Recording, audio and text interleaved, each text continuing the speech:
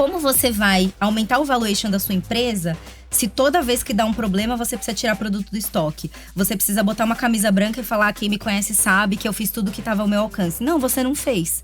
Porque na hora de você contratar o melhor profissional do mercado para ser o seu supply chain ou para ser o seu gerente de projetos, você achou que ele era caro. Então, desculpa, vai ter que apanhar sim. Por isso que a gente vê, por exemplo, grandes empresas sendo criadas não só de uma única pessoa. O fundador pode carregar o nome, pode ser o primeiro que planta essa semente, mas procure sócios que entendam do negócio. O Império das Kardashians é construído em a imagem de uma filha com um sócio de mercado que tem pelo menos 20 anos de experiência.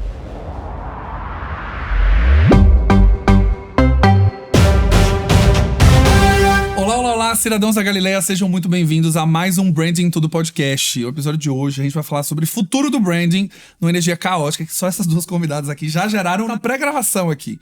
Mas a gente vai discutir com duas mulheres incríveis, mas antes de falar quem são elas, se você chegou aqui através do link de um amigo, eu sou Galileu Nogueira, tenho mais de 15 anos de experiência construindo marcas e sou fundador da Galileu Branding, uma consultoria que consegue ajudar o seu negócio numa metodologia muito prática, muito fácil e adaptável ao tamanho da sua empresa, para encontrar diferenciação, identidade e posicionamento. Se você acredita que esse é o seu momento de negócio, galileobranding.com.br, coloca lá o seu desafio, minha equipe entra em contato com você e a gente vai trabalhar juntos. Já trabalhamos com mais de 25 marcas, Itaú, Pets, Ambev, Whirlpool e tantas outras, e a sua é a próxima, beleza? Vamos lá! As marcas estão preparadas para o futuro, de creators que dominam o mercado, a mudanças que significam luxo, né, realmente, febre das comunidades, tem um monte de coisa acontecendo. E hoje eu trouxe duas mulheres para falar sobre isso. Uma delas é engenheira de materiais com pós-graduação em supply chain, desenvolvimento de cosméticos, cursando MBA em neurociência aplicada a marketing, é especialista em desenvolvimento de produto e estratégias de canal. É ela, Carla Notra, seja muito bem-vinda. Já posso pedir música no Fantástico. Já pode pedir música. Você sabe que você voltou por uma demanda popular, né? As pessoas amaram você aqui. Elas amaram mesmo. Mas antes de a gente falar sobre isso, temos ela também, que é administradora com ênfase em gestão privada, atuou no mercado financeiro e varejo on-trade ou para o consumidor, até se tornar comunicadora de moda e negócios, criadora da metodologia Economia da Moda e fundadora da TT Academy. Vocês já sabem do que eu tô falando, de uma mulher que eu sou muito fã e eu vejo todos os vídeos até o final e às vezes eu vejo 3 vezes. TT Conde, seja muito bem-vinda. Eu amei! Viu? Essa iniciação na Galileia. Você é uma cidadã a partir de hoje. Amei, tô pronta. Você tá pronta? E aí, vamos falar de futuro de branding? Mas eu tenho um dado aqui que eu amo. 2024 registrou 300 mil pedidos de registro de marca no NPI brasileiro. Estamos falando de um registro. O registro pode ser só de proteção, né? Não necessariamente é um negócio que existiu. Mas eu faço uma conta de padeiro. 10% deles, 30 mil. Se forem 30 mil novas marcas, tem espaço para tanta marca no Brasil? Claro que não. Fim. Acabou o podcast. Teoricamente, eu acredito que sempre tem. Bora. E a gente já começou. E a guerra começou. E a guerra começou. Pum! Jogamos uma bomba aqui. É porque, assim, qual que é a minha visão? E eu sempre falo em relação a tamanho de Brasil.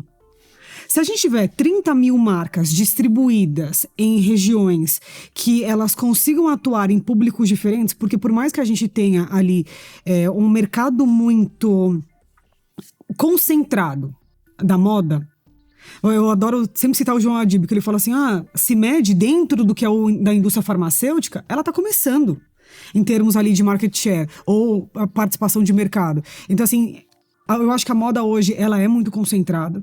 Ela ainda tem uma questão, moda, beleza, a Carla pode até me adicionar em relação a isso, de concorrer com marcas internacionais que estão entrando no país e acabam por ter mundos e fundos e todos os tipos ali de possibilidades em marketing, inovação e etc.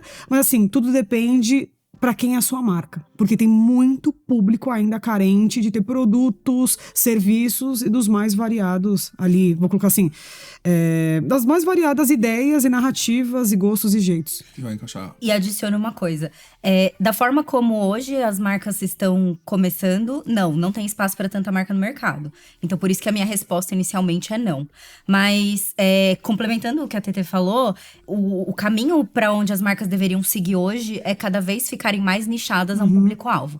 Hoje, o maior erro que a gente vê, tanto em marcas de beleza, em marcas de moda ou marcas como um todo, é você querer encaixar um produto A para um público-alvo B. E não é assim que deveria funcionar e não é assim que funciona.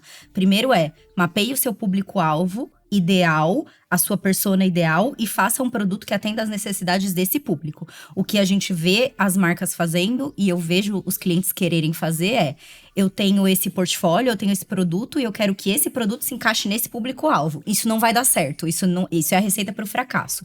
Então, o que eu vejo acontecendo as marcas estão nascendo com uma necessidade, com um público-alvo A, com um produto B, querendo fazer com que essas coisas se encaixem.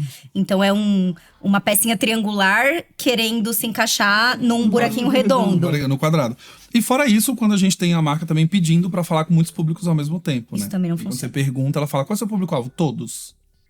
Todo mundo pode usar maquiagem. Logo, todo mundo pode comprar maquiagem, né? Então, esse é acho que um dos pontos que a gente mais vê em negócio, das pessoas quererem falar com todo mundo e achar que todo mundo é público. Teoricamente, isso é uma verdade. Então, se eu vendo, por exemplo, maquiagem, isso é o que acontece, né? Como que a gente desmistifica a ideia e transforma ela numa estratégia plausível de negócio. Eu até mesmo recentemente em rede social peguei um tweet que eu achei muito mal elaborado, que ele comparava 2 campanhas da Nike.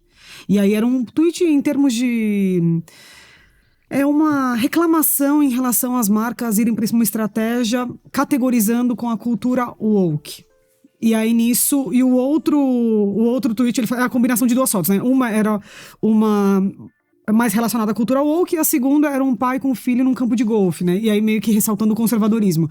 Só que nos tempos de 2025 de marketing, são para públicos totalmente diferentes, uma questão de interpretação. Então, eu acho que uma marca, hoje, até pegando o Nike como exemplo, ela consegue trabalhar todos os públicos porque ela tem estrutura para desenvolver narrativas, ecossistemas, ativações, experiências e produtos para todos os públicos. Mas como a Carla falou, as pessoas começam nesse mundo falando, não, eu tenho meu capital inicial de X, que é uma coisa mais escassa, eu tenho uma certa limitação natural, porque, né, dinheiro finito, né? Acaba. Dinheiro finito.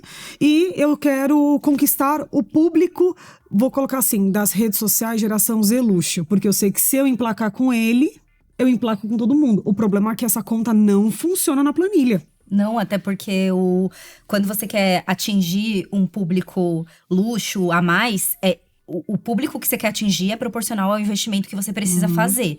E essa também é uma questão que a TT vê com os clientes dela e eu vejo com os meus, e você deve ver com os seus também. Você quer atingir um público mais qualificado, um público que está disposto a desembolsar mais dinheiro, então a quantidade de dinheiro que você precisa investir na experiência desse cliente é proporcional ao produto que você quer vender. Tanto é que acho que vocês aqui conhecem, mas quem tá assistindo o podcast não conhece, Becca Bloom, que é uma criadora de conteúdo que ela é bilionária, os pais dela trabalham, eles têm uma empresa de software, então ela deve estar ali figurando entre as 20 famílias mais ricas do mundo, e ela frequentemente nos conteúdos que ela faz, nos vídeos que ela faz, ela fala, minha mãe acabou de voltar com uma viagem pra, sei lá, que insira aqui em qualquer país. Então, minha mãe acabou de voltar de Mônaco com o consultor de vendas dela da Chanel. Então, esse é o tipo de experiência que a Chanel proporciona para os melhores compradores. A não ser que você esteja disposto, em termos de grana, a prover essa experiência para o seu cliente de luxo, então, daí tudo bem, faz sentido você querer vender para esse público. Só que se você não tiver grana, lastro financeiro para você proporcionar essa experiência para ele, então você precisa entender que existe uma relação de proporcionalidade. Tanto é que quando os clientes querem trazer assim, o que é melhor em termos de retorno financeiro? Vender pro luxo ou vender pro massivo? A minha recomendação sempre tende a ser pro massivo. É muito mais fácil. A não ser que você já tenha bastante dinheiro pra começar bem, Exato, fazendo uma marca de luxo. Né? Exato. Eu trouxe o Iron aqui pra falar de Missy, e é isso, né? Assim, a Missy, ela começa... Eu até falei, a minha pergunta pra ele foi essa. Por que você decidiu fazer uma marca de luxo no Brasil, quando no final das contas a gente tem 90% da população ganhando até 2 salários mínimos? Qual o sentido? Porque quando o seu primeiro racional é esse, tipo, eu tenho uma massa de 80% da população pronta pra comprar o meu produto. E aí você agora começa a disputar no imaginário de 2% da população, 5% da população, de uma marca de luxo, que era um projeto acadêmico, que virou uma marca, e que agora você vai ter que ter lastro financeiro para abrir loja, para gerar experiência, para fazer desfile, para fazer no evento, etc. E ele trouxe um ponto que ele viu uma oportunidade no mercado para a gente não ter tantas marcas de luxo brasileira, em que ele conseguiria trazer brasilidade para o luxo sem ter que apelar para os códigos de música clássica, de músicas europeias, ou até mesmo não ir para o lugar do comum, que é o MPB, o Gilberto Gil, o Caetano. Foi justamente porque eu fiz uma visita a uma loja dele e tocou calcinha preta. Ai, eu amo. Né? E aí, na hora, eu achei estranhíssimo, porque eu sou de Sergipe, né? Calcinha preta de lá. E eu falei, gente, mas pera, essa jaqueta custa 3 mil reais, tá tocando calcinha preta aqui nessa loja, mas essa arquitetura corresponde à marca. O que tá acontecendo aqui? Alguém Alguém traduz. Alguém traduz pra mim. E aí depois eu achei isso muito gênio. É que, na verdade, o que eu penso em termos, até mesmo trazendo o Iron como uma referência, ele entendeu que, na verdade, qual que é o mais difícil do luxo brasileiro? Primeiro, que eu sempre falo, né? Se a gente for pela construção do nosso país, a gente tem essa tendência, por conta dessa nossa construção social, de analisar o que é internacional, algo mais superior ou de mais valor. E qual que vira o desafio grande de você construir valor em cima do seu produto? Esse diferencial. E hoje, realmente, eu acho que o público brasileiro está cada vez mais sendo educado em como também se dar valor. Uhum. Até a última moda tendência, que é Havaianas viraram tendência no mundo afora. Gente, Até a List com a The Row, né? Uhum, até a ponto a gente tá vendo um movimento ao contrário, que é marcas internacionais pegando a referência, o atributo da característica do produto e transformando isso num item de luxo dentro daquela narrativa. Foi o que a Carla falou da The Row com uma Havaianas, que é fazendo uma conversão simples, R$800. Só que a Havaianas tem uma história com o brasileiro. Cada um tem a sua leitura e releitura de Havaianas.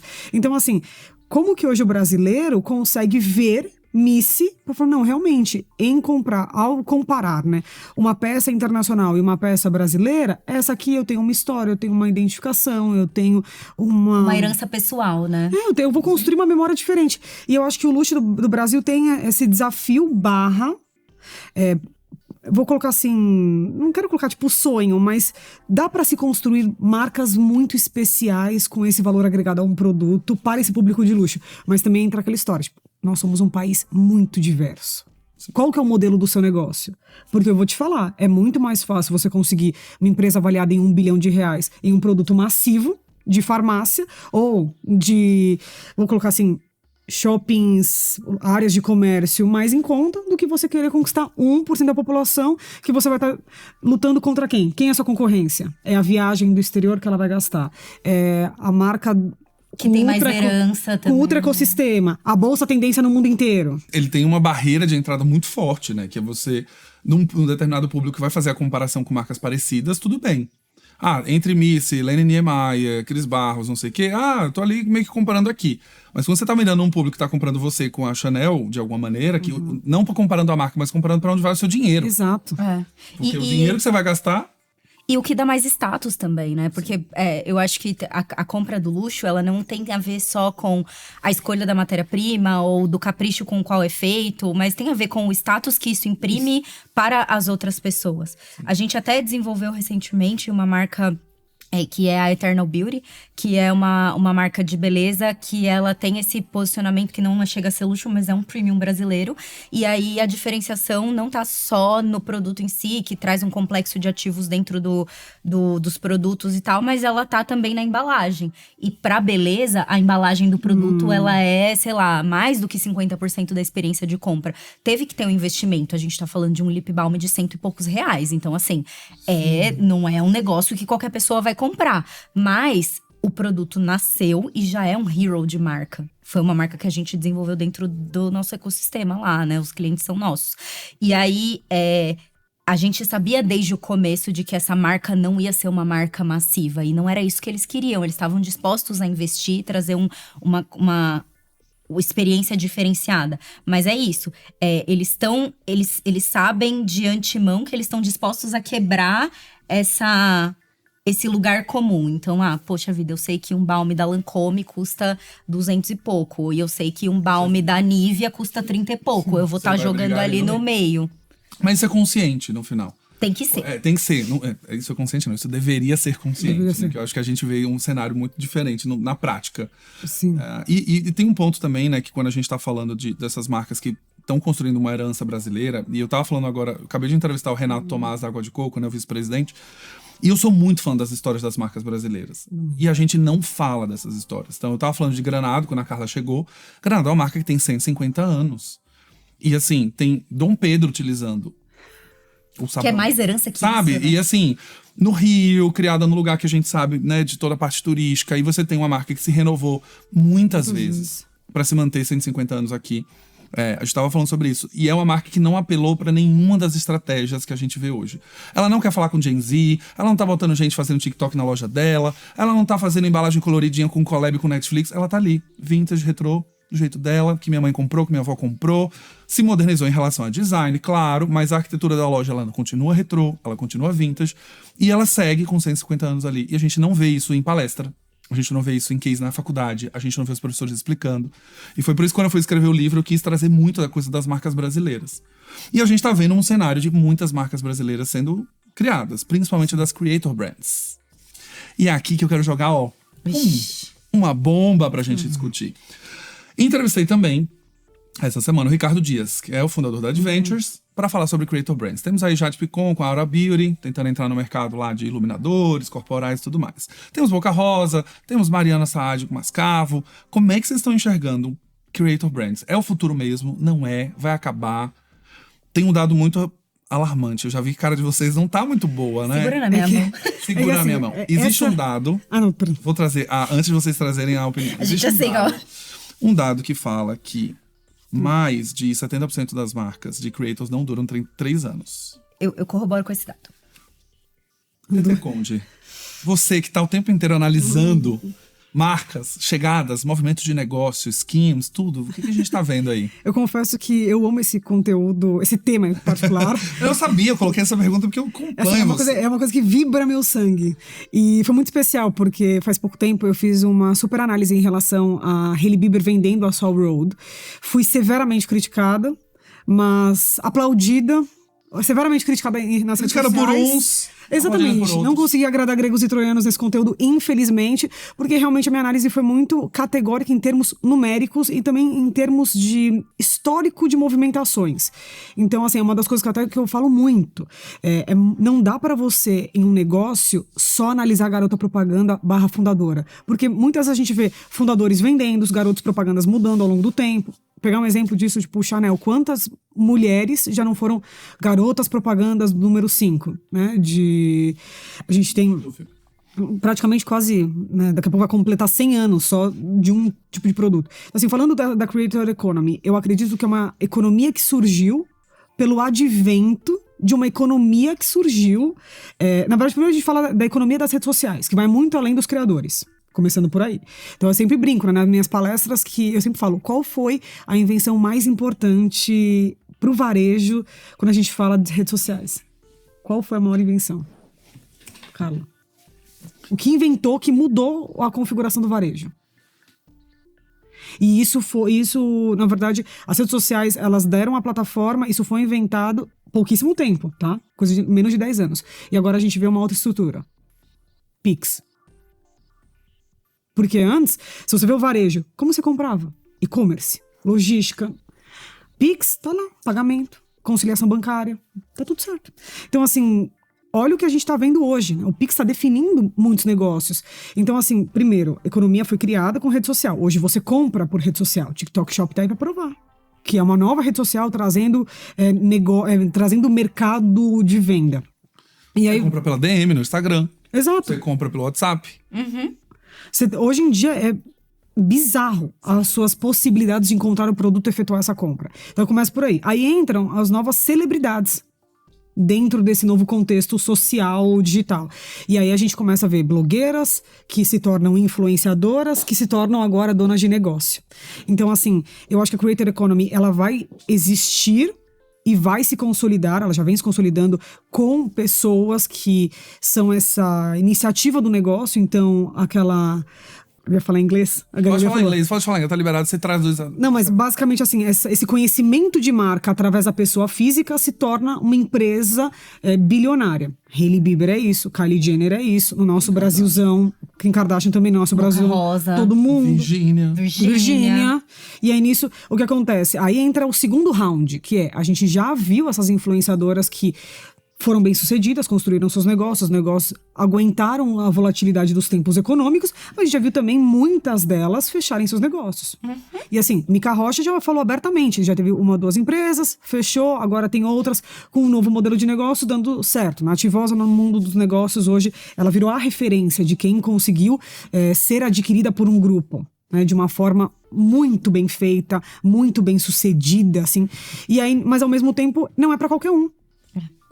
Já vi várias influenciadoras porque agora também tem uma outra coisa, a história, o histórico, que é, a gente já viu no passado, por exemplo, eu falo, porque a Hailey Bieber pra mim foi um case que, na minha concepção, claro, ela vendeu muito bem, a gente tá falando de uma valorização de $1 bilhão, ela tinha sócio, ela fez lá uma troca de ações, valores, só que pela proporção, até trazendo essa palavra, ela poderia ter entendido melhor, aumentado o portfólio e vendido por 2, 3 bilhões. E aí ela ia bater uma meta histórica. Porque no grupo dela de amigas, ela já tem a Kylie Jenner que fez isso aos 21 anos, ela já tem Kim Kardashian que já fez isso. Então você tem outros parâmetros. Aqui no Brasil, a gente vai ter alguém que... A gente tá vendo a gente viu a Bruna acabando de fazer isso com a fusão com o Grupo Kiss, né? Então, assim, a gente tá começando a ver esses modelos de negócio. Por exemplo, a gente também viu Boca Rosa, a própria Mariana, de saírem de joint ventures, eu vou colocar assim, e entrar produção própria ali, independentes, né? E construírem esse conselho sozinhas, né? Então, assim, o que eu vejo é Creator Economy é pra todo mundo, até certo ponto. Porque, primeiro que você não faz sozinha, a sua influência não te dá valorização de mercado. E é isso que entra o grande desafio. Então, assim, por exemplo, o Jade Picon, eu sei que ela já tinha uma marca de roupa, agora ela tá indo pra Aura, o Ricardo é uma grande referência nessa creator economy, porque ele consegue ver o potencial, mas assim, até a gente tem agora um mercado pra falar. Você aguenta a ponto de construir uma empresa sólida com valorização e ser adquirida eventualmente? Então, assim, eu acho que é aí que entra. E outra, a gente tá vendo também uma nova geração construindo empresas. A gente tem que ver, porque também essa parte de gestão corporativa que é onde mora o maior desafio. Eu queria entrar nesse ponto, se eu puder. Vamos entrar nesse ponto, só fazer um adendo aqui, o dado, na verdade, 30% das creator brands não duram até 3 anos.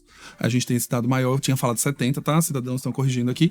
Elas não duram até os 5 anos, no final. 30 é o 3, né? Mas no final das contas a gente não consegue ver. Cidadãos, dê uma pausa aqui no episódio pra te falar da Galileu Branding, uma consultoria que pode ajudar seu negócio a encontrar identidade, diferenciação e posicionamento de uma maneira muito prática, muito fácil e principalmente flexível. A gente pode construir sua marca pro tamanho de negócio que você for, pro segmento que você atuar. A gente atendeu mais de 25 marcas nos últimos 5 anos, dentre elas Itaú, Pets, Ambev, Whirlpool, Sankia e tantas outras marcas que podem e devem gerar diferenciação para o quê? Conquistar o coração do seu consumidor. Se esse é o momento da sua empresa, acesse galileobranding.com.br, conta o seu desafio e a minha equipe vai te atender, a gente vai trabalhar junto, beleza? Vamos voltar pro episódio agora.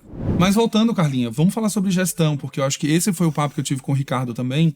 E quando eu fiz um vídeo falando sobre por que as marcas de blogueiras estão dando errado, estão sendo lançadas de forma errada. E eu bati muito na tecla que é a falta de background, é a falta de passado. São mulheres que criaram impérios e comunidades muito fortes, que estão dispostas a comprar, mas elas não sabem fazer gestão de negócio. Elas não necessariamente trabalharam no corporativo, elas tiveram uma empresa anteriormente. Ela não teve logística, ela não trabalhou com trade, diferente de nós que passamos pelo mercado. Então, quando eu fiz a primeira análise, eu tava falando muito sobre isso. Talvez a Boca Rosa, se ela tivesse trabalhado em qualquer Natura, Avon, ela teria feito um pré-teste, ela teria feito um mercado menor, ela teria feito uma amostra um pouco para testar no mercado pequeno, para depois lançar para todo mundo, enfim. Carla. Assim, eu acho que o meu conteúdo da TT se complementam muito, porque ela olha muito essa parte do... fiz uma marca legal, agora chegou a hora de eu vender isso e aumentar o meu valuation, né? E eu olho um pouco antes, que é essa parte do como você fazer a sua marca ter um valuation alto. E eu acho que é aí que a gente se complementa como profissionais. A mágica que tá em você ter uma marca com valuation alto é você saber fazer. E esse é o grande problema nas creator brands. É que elas acreditam que, porque elas sabem vender, elas acham que elas podem fazer tudo sozinhas. O erro é achar que você pode fazer tudo sozinho. Saber vender é uma coisa. Agora, e também essa é uma questão que eu passo isso porque eu também sou criadora de conteúdo e eu tenho uma empresa no off. Você precisa... dividir o seu tempo, e muitas vezes isso implica em você se clonar, que você precisa criar o seu conteúdo, ter as suas publis, fazer o seu trabalho como criadora de conteúdo, e você também precisa da atração na sua empresa. O olho do dono é o que engorda o gado. E aí, às vezes, as influencers esquecem disso porque a receita delas para fomentar a própria empresa está nas publis que elas fazem. E aí, elas não sabem que elas precisam elas mesmas precisam retroalimentar esse sistema. Outro ponto também elas acreditam, é uma falsa impressão de que eu tenho um equity nessa marca onde eu tenho um licenciamento. Então, eu tenho 5% do licenciamento, eu tenho 10% do licenciamento. Eu fiz tanto de receita. Então, se eu tiver 100% da empresa, eu vou ter mais lucro. Não, você não vai. Eu vou estar milionária agora, né? Não. Se a Oceane ganhou 100 milhões e eu só fiquei com 5%, se eu tiver a minha própria, eu vou ganhar 100 milhões. Eu amo essa girl math. Matemática de garota. E tipo, não é, sabe? Você vai ter todo o gasto pra você, a bucha é toda sua. E o erro de muitas dessas marcas, e eu não vou apontar nomes, mas eu acho que quem acompanha o nosso conteúdo sabe de quem a gente vai estar falando, é achar que você consegue fazer isso com uma social media e uma pessoa que manja de marketing. E aí você não tem um engenheiro de produto, você não tem uma pessoa de supply, você não tem um comprador interno, você não tem um gerente de projeto. Você ter um time bom de marketing e uma social media não vai garantir que você vai ter um produto bom. Branding bom não salva produto ruim. E aí a questão é você querer terceirizar tudo ou você querer contar 100% com o fornecedor. E aí, quando dá uma bucha, eu cobro 3 vezes mais pra resolver o problema dos outros. Com certeza. Eu cobro! E aí, a grande questão é como você vai aumentar o valuation da sua empresa se toda vez que dá um problema você precisa tirar produto do estoque. Você precisa botar uma camisa branca e falar: quem me conhece sabe que eu fiz tudo que estava ao meu alcance. Não, você não fez. Porque na hora de você contratar o melhor profissional do mercado para ser o seu supply chain ou para ser o seu gerente de projetos, você achou que ele era caro. Então, desculpa, vai ter que apanhar sim. Camisa branca foi tipo Camisa branca é sempre, foi né? Vai, me eu fiz tudo que estava ao meu alcance. Não fez. Gata, não fez. Mas sabe uma coisa que eu sinto? É também, no mundo dos negócios, por isso que a gente vê, por exemplo, grandes empresas sendo criadas, não só de uma única pessoa. O fundador pode carregar o nome, pode ser o primeiro que planta essa semente, mas procure sócios que entendam do negócio. Porque é isso, na verdade, acho que... Rare Beauty fez isso, né? Não, na verdade, até mesmo a própria Hailey Bieber, o império das Kardashians é construído em a imagem de uma filha com um sócio de mercado que tem pelo menos 20 anos de experiência. Então, assim, até mesmo a Kim Kardashian, com essa holding que ela tem da Kim Kardashian Companies, né, que ela tem 2, 3, 4, ela tem o Green, que é o braço direito dela, que ele é casado com a Emma Green, que é da Khloe Kardashian. Então, imagina, tem um casal que a Emma toca algumas marcas, como a da Khloe Kardashian, Good American, e ela tem um marido, né? E assim, só que são pessoas que são muito reconhecidas no mercado. Então, eu acho que... a ilusão é achar que não existe os Green, né? Exatamente, o que eu sempre falo, a Hailey Bieber tem outros 2 sócios. E vocês acham que é só ela que faz? Não é só a Selena Gomez, não é só qualquer uma dessas grandes celebridades ou até mesmo as influenciadoras. Assim, você tem que ter alguém de negócio que é muito... não só tem uma visão muito estratégica, tem um racional muito forte, tem toda essa história de você cuidar efetivamente dos passos, porque também tem um grande fundamento no mercado que é, às vezes, quem te levou até o A, não vai te levar até o B. Então, assim, e é muito complexo, porque aí quer colocar uma influenciadora que tem uma... Assim, gente, e eu sou influenciadora também como Carla, eu tenho vertentes no meu negócio. Teté faz publicidade, Teté faz a parte institucional com palestras, capacitações de vendas e tem academia que tem esse outro lado para ensinar as pessoas como ter esse olhar. Mas, por exemplo, hoje eu tenho 3 negócios diferentes que funcionam com fluxos de caixa completamente diferentes, com custos, com margens totalmente diferentes. Então, assim, mas também, eu falo, né? Eu entrei como influenciadora, eu tinha 30 a mais. Eu já tinha tido 10 anos de carreira, 12 anos CLT. Então, assim, até mesmo hoje eu avalio muito. Será que eu quero abrir uma marca, entendendo? Investimento, risco, retorno e até mesmo... cair de moto. Até mesmo tempo. Então, assim, eu acho que essas influenciadoras, elas são vendidas por esse sonho, tipo, nossa, você tá conseguindo fechar publicidades altíssimas, porque a gente sabe que o mercado de influenciador, ele opera em valores muito altos. Sim. Especialmente no Brasil. Gente, salário mínimo, né? Às vezes... Um stories é o salário de 40 pessoas. Sim. Exato. Então, assim, mas também isso foi uma oportunidade para mulheres, principalmente, conseguirem sua liberdade financeira. Agora, não ache que, como o Cacala falou, com uma pessoa e um sonho, né, uma estagiária e um sonho, você vai conseguir ter uma empresa. Então, assim, aí entra toda essa parte de gestão, de entendimento do negócio, de você... E outra, é difícil você ser 4 pessoas ao mesmo tempo. Você não consegue. Então, assim... E até cobrar também de que essas pessoas que são criadores de conteúdo, que vão abrir empresas, tenham um passado do negócio.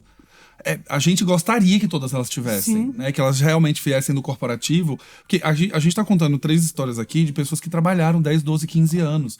Então, quando eu resolvi abrir uma empresa em 2020, eu sabia a bucha que eu tava me metendo. Eu sabia a quantidade de pessoas que eu precisava contratar no futuro. Eu precisava de dinheiro para aportar isso, para começar a acontecer. Mas eu acho que a rede social também vendeu uma ilusão da facilidade de criar uma marca.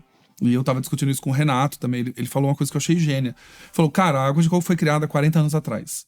Sabe como é que eu lançava uma marca? Eu tinha que tirar foto editorial e esperar revelar a foto e essa foto ser ampliada para colocar num catálogo no Out of Home, que uma pessoa tinha que ir lá instalar a foto. E eu tinha que fazer isso no Brasil inteiro para conseguir ganhar uma capilaridade.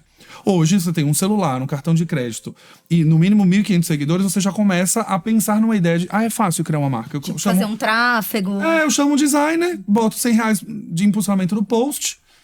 Não, faço um chat GPT ali de branding. Pra conversar, uma landing pagezinha fuleirinha só pra poder fazer o pedido ali do e-commerce e foi embora. É isso. E aí tem essa sensação... Meu olho tremendo. Não, e tem uma sensação de que realmente... E aí eu acho que tem uma série de coisas que a gente vai discutir horas também, de todos os coaches que fizeram a maioria das pessoas acreditarem que empreender é o único caminho, que é fácil fazer a sua empresa, que você tá dormindo por quê? Então, se você pudesse abrir, você abriria agora.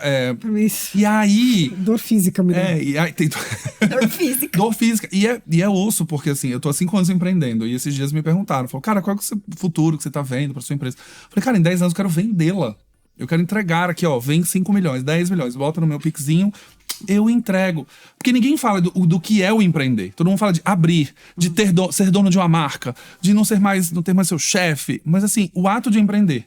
5 anos. Dia a dia de gerenciando pessoas o tempo inteiro, carreiras de pessoas, mas não tem plano de saúde ainda, vai ter que pôr, mas aí tem que não ter orçamento, e aí a pessoa tem um sonho dela, ela me pediu aumento, e aí ela quer sair da empresa, aí você tem que repor. E além disso, você tá criando conteúdo, criando podcast, sendo autor de livro. Ninguém fala sobre esse detalhe.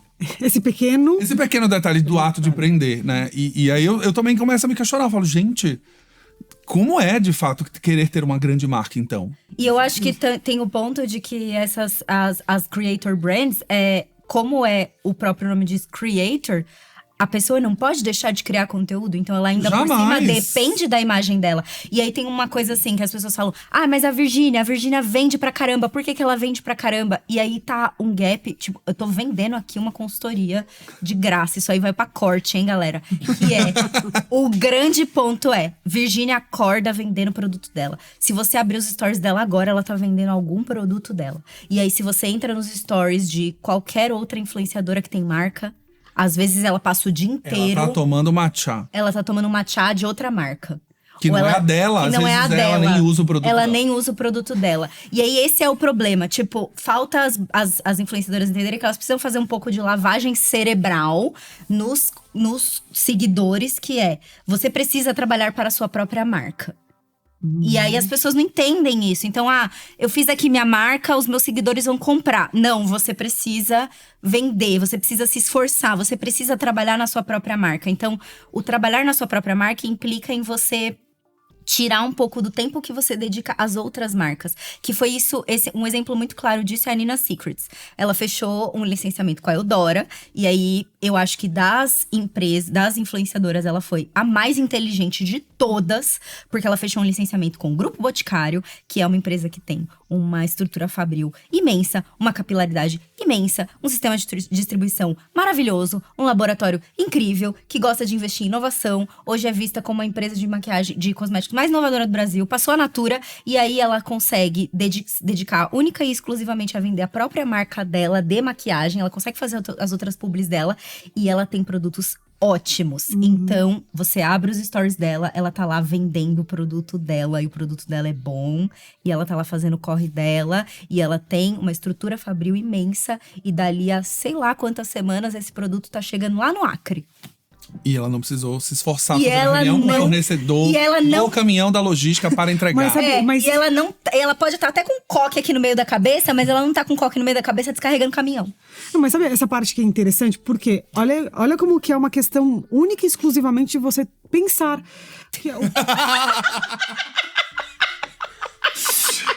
Eu amo, cara. Cancelado agora. Não, Eu não tava esperando isso. Gente, eu preciso fazer menção aqui. Eu preciso fazer muito menção. Eu tive uma cliente recentemente. Você não vai dizer, gente, pelo amor de Deus. Não, a gente vai ter isso aqui no ar. Você acha que eu vou cortar? Imagina. Eu tive uma cliente Mas eu ia recentemente. concluir, eu Gente, não, vamos falar. Vai concluir, mas... Foi muito bom. Deixa eu pensar. Caralho. Então, mas eu tive uma cliente recentemente que foi muito engraçado. É uma empresa familiar, a gente tava trabalhando, a empresa tem 15 anos, não sei o quê. E a gente tava discutindo arquitetura de marca, nome, não sei o que lá. E ela falou exatamente isso. Ela falou, a gente foi elogiá-la. Tipo, que bom que você teve esse... Ela falou, gente, não é uma questão de elogiar, é uma questão de saber pensar. Eu só penso, é só isso. Eu vou dizer... Como você teve? Mas pensar no quesito de... vou dar um exemplo. Eu tô totalmente quebrada. Pode continuar, desculpa. Por exemplo, Luma Costa. Tem a sua Casa Costa. Casa Costa sempre... Que inclusive eu acompanhei a Luma, a gente trocou bastante em relação a isso. Casa Costa foi criada para ser uma marca de tableware ou arranjos de mesa. Mesa aposta. Mesa aposta. Famosa mesa aposta. Famosa mesa Você aposta. é muito gringa, TT. Ai, às vezes eu sou, perdão. Ai, Você não mora em tem Nova no York, né? Brasil, Você menino. veio, pegou um voo, chegou hoje aqui. Gente... Acabei de chegar do jet posso lag. falar? Emana porque eu quero, tá? Imagina... Essa é a vida que eu quero ter. Né? Eu Exato. quero morar em Nova York, sim. É poder ter gravar no Brasil. liberdade financeira para investir nos meus negócios, ter moradia híbrida. Assim, essa vibe. Manifestando aqui. Manifestando. Igual as blogueiras. Casa Costa, mesa aposta. E a Luma sempre teve esse posicionamento de luxo. Só que de luxo, a gente também tem uma concorrência muito específica. Aquela história, brigar pelos mesmos concorrentes, brigar pelo mesmo público comprador que outras marcas já investem.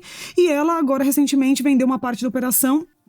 Fez, eu não sei. Trussardi, né? Foi pra Trussardi. Aí você pensa, o que ela precisa? Hoje ela é uma diretora criativa, a vertente do negócio dela, porque a Trussardi abrigou a Casa Costa como uma vertente do negócio que pode ser mais jovem, pode ser mais fã, moderna, mais divertido, sofisticado, pra talvez essa nova consumidora que não é tão Trussardi, que não tá afim de pagar ter o poder aquisitivo pra gastar ou investir, conseguiu pegar um novo público, um novo formato, e ela vira aquela pessoa que tem produto e tem um fornecimento, tem uma estrutura, tem uma capilaridade, já tem todo o conhecimento territorial de Trussardi para falar, vou colocar meu produto lá sem ter que fazer praticamente um desbravamento ali de Brasil. Né?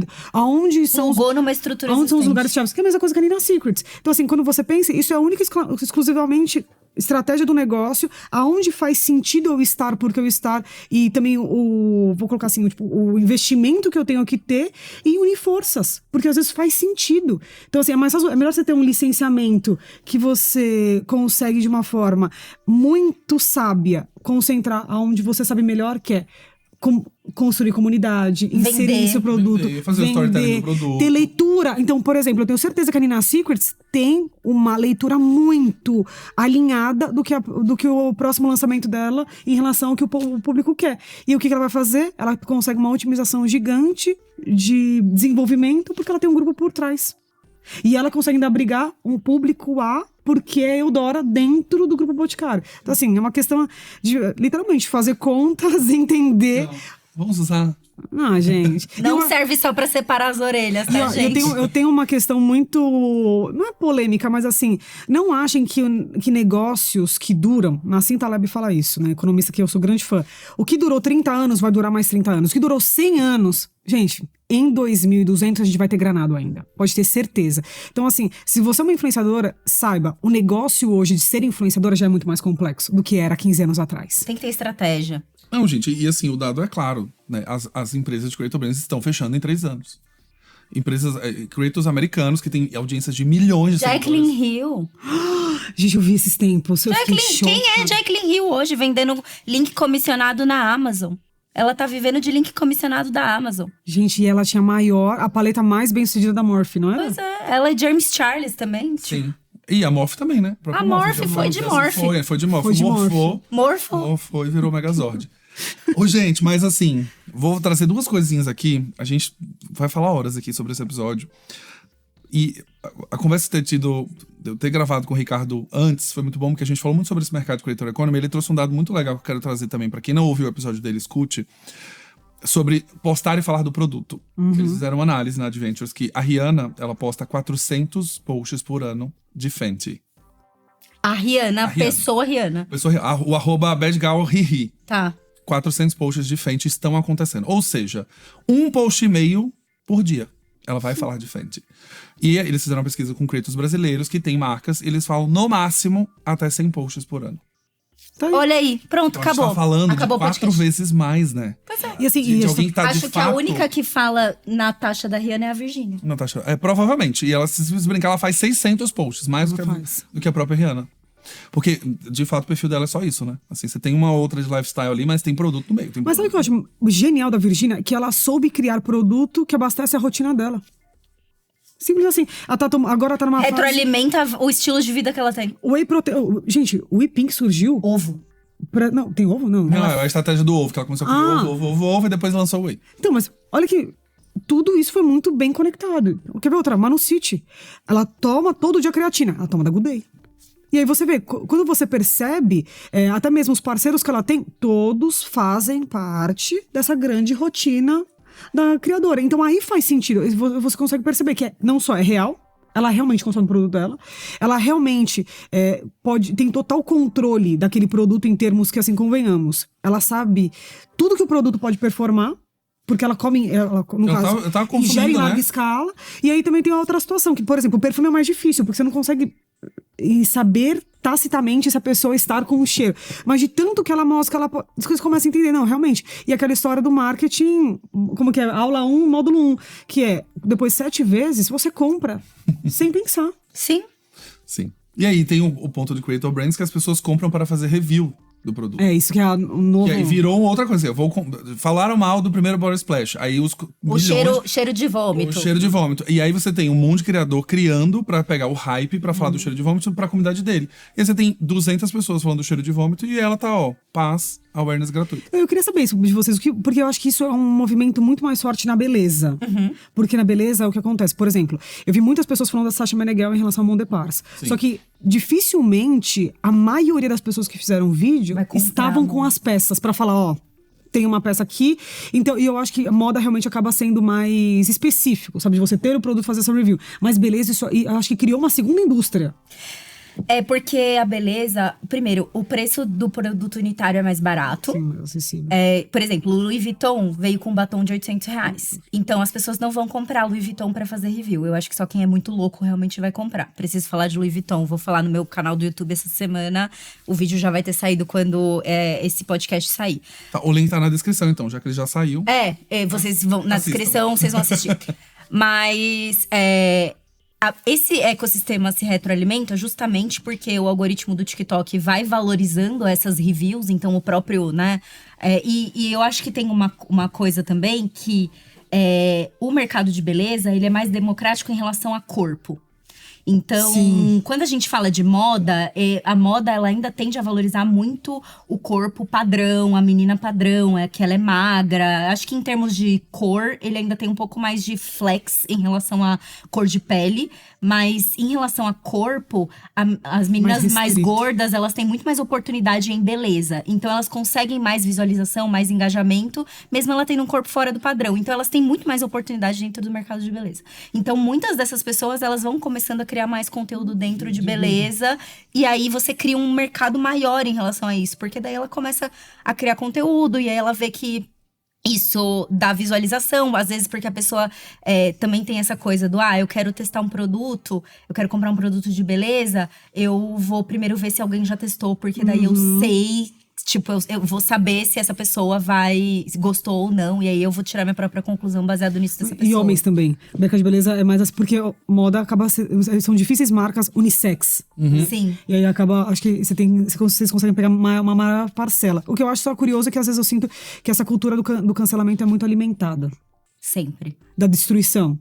E às vezes assim, isso me dói de verdade, porque às vezes o negócio que as pessoas chegam lá com o celular em 1 minuto e meio, destroem, é uma empresa que sustenta famílias, é uma empresa que tem responsabilidade. Independente, às vezes essa marca tem muita ou pouca culpa, mas assim, sabe, eu acho que tem uma certa... E aí a gente vai discutir um monte de coisa, porque assim, aí a gente tá falando de um algoritmo que prioriza também. Né? Então você tem um lugar que quando a Bianca teve o problema lá com a Boca Rosa, em termos, né, todo o mercado inteiro começou a falar disso, né? Então, você tinha as pessoas comprando o produto para falar mal de um produto. Era nítido, que era, vou comprar para ver se realmente dá o defeito que eu já vi que dá. Não era assim, vou comprar porque eu quero usar. Eu vou comprar pra falar do defeito. Porque falar do defeito gera muito like, faz com que as pessoas viralizem mais fácil. E aí a visualização gera monetização também. E você se insere nessa comunidade de falar mal. Exato. Eu lembro que... Da E eu fofoca. acho que tem uma coisa de quem cria conteúdo com tópicos mais quentes, assim. Eu sou uma pessoa que crio muito sobre o assunto que tá sendo falado. Então, estamos falando da Serena Williams com a canetinha emagrecedora. Vamos falar sobre isso. Isso vai gerar automaticamente uma entrega muito melhor do que eu falar 4 coisas que as marcas deveriam fazer para construir marca, sei lá. Então, quando você fala disso, beleza. Só que quando você tem um hate... E aí a plataforma tá pouco se fudendo se é positivo ou negativo. Se as pessoas estão se degladiando lá... Pra gente, como criador de conteúdo, tá ótimo. Porque você tá alimentando o algoritmo e fala, entrega mais, entrega mais. Eu fiz esses dias um conteúdo falando sobre a Ivete Sangalo. Esse conteúdo é um grande surto. A Ivete Sangalo não registrou a marca Clareou do projeto Ivete Clareou. E aí, quando ela foi registrar, o grupo Clareou, que é um grupo de samba, também... Grupo de samba não, de pagode.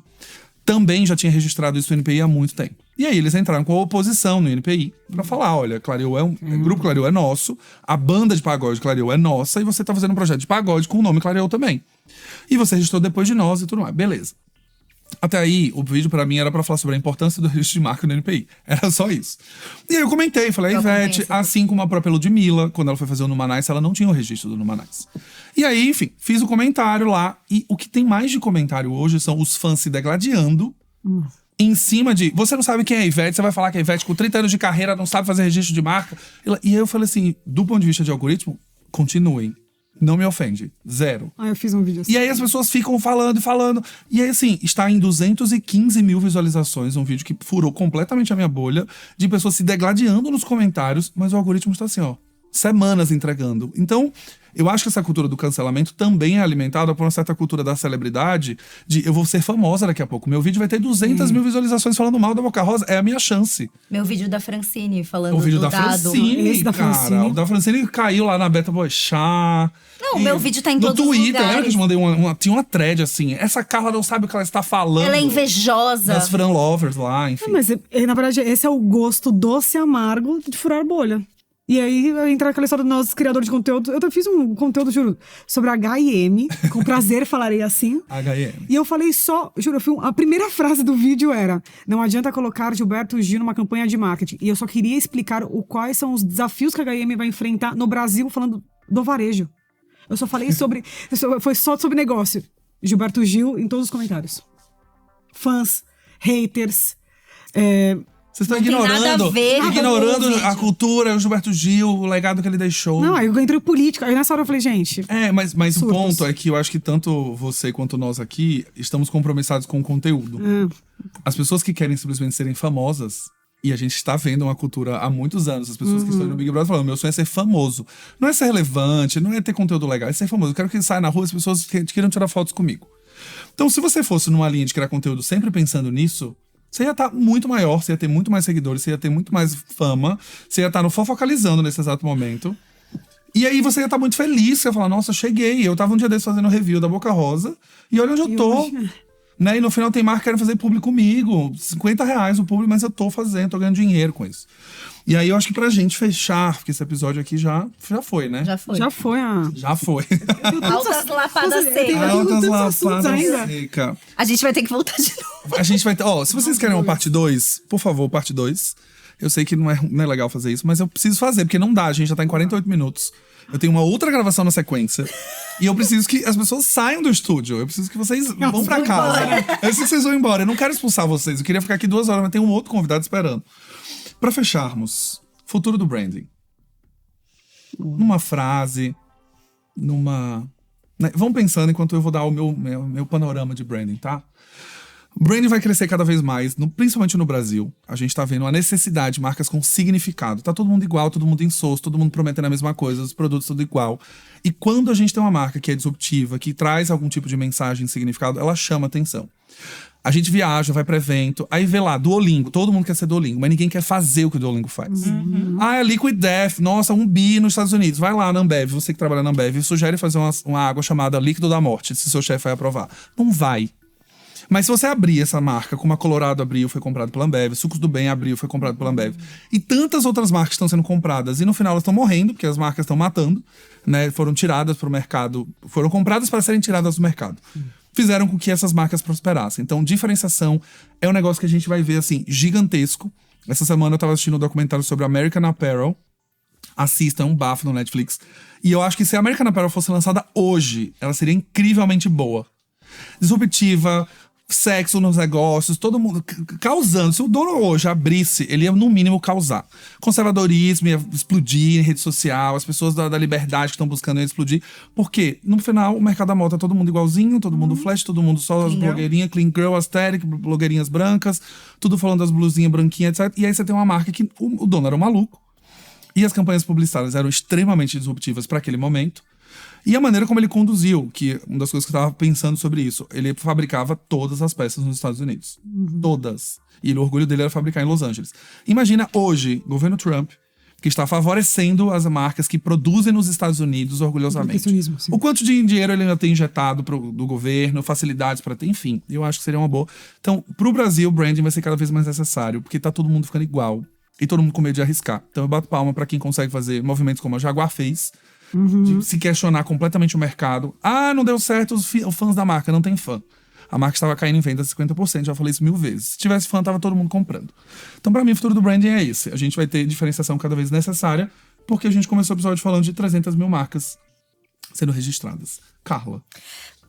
Acho que eu reforço a sua frase bíblica, que é...